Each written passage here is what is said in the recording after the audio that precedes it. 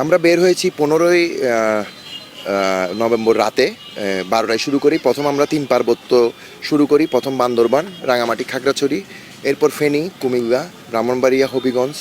হবিগঞ্জ থেকে আমরা মৌলভীবাজার থেকে সিলেট থেকে সুনামগঞ্জ, সুনামগঞ্জ থেকে নেত্রকোনা, তারপরে ঢাকা বিভাগে আমরা প্রবেশ করি। ঢাকা বিভাগ শেষ করে আমরা গতকাল উত্তরবঙ্গে প্রবেশ করেছি সিরাজগঞ্জ দিয়ে। সিরাজগঞ্জ থেকে বগুড়ার পর এখন আমরা আছি 25তম জায়গা গাইবান্ধা। আর আমাদের রাইডের মূল বিষয় হচ্ছে গ্লোবাল ওয়ার্মিং। আমরা জানি যে বর্তমান বিশ্বে গ্লোবাল ওয়ার্মিং খুবই উদ্বেগজনক একটা বিষয়, আর গ্লোবাল ওয়ার্মিংয়ের জন্য সবাই আমরা কষ্ট পাচ্ছি। আর এই রাইডটা যদি আমরা শেষ করতে পারি তাহলে আমরা এটা ফিলিস্তিনের নিপীড়িত জনগণকে উৎসর্গ করব।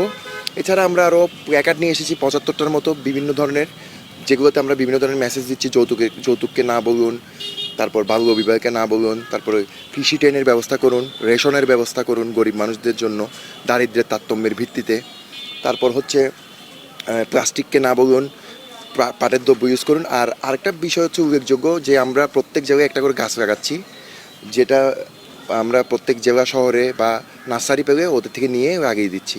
তো এটাই হচ্ছে আমাদের মেসেজ সবার কাছে, যে গাছ লাগান, পরিবেশ বাঁচান, সাইক্লিং করুন, কার্বনের পরিমাণটা কমান। অনেক ভালো লাগতেছে।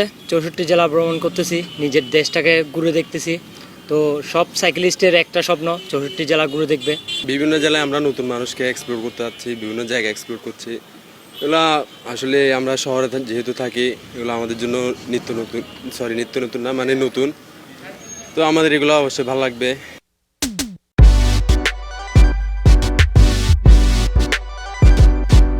আমরা কক্সবাজার জেলা থেকে 2 জন বের হয়েছি প্রথমবারের মতো। আর আমরা 64 জেলা ভ্রমণ করতেছি সারা বাংলাদেশে। 64 জেলা 30 দিনের মধ্যে শেষ করার জন্য করেছি।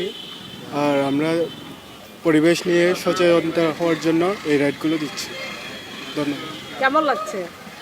রাইডটা সুন্দর হচ্ছে, সুন্দর করে আমরা একসাথে সবাই গোছালোভাবে রাইড দিচ্ছি, সুন্দর করে লাইন ধরে, যাতে লোকজনের আকর্ষণ বাড়ে আর আমাদের দেখে অন্যরা সাপোর্ট করে।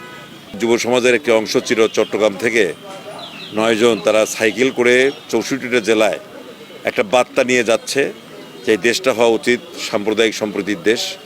এই পৃথিবীটা হওয়া উচিত একটা যুদ্ধমুক্ত পৃথিবী। যার কারণে তারা প্যালেস্টাইনের গাজায় যে হত্যাকাণ্ড, তার সাথে সংহতি প্রকাশ করেছে।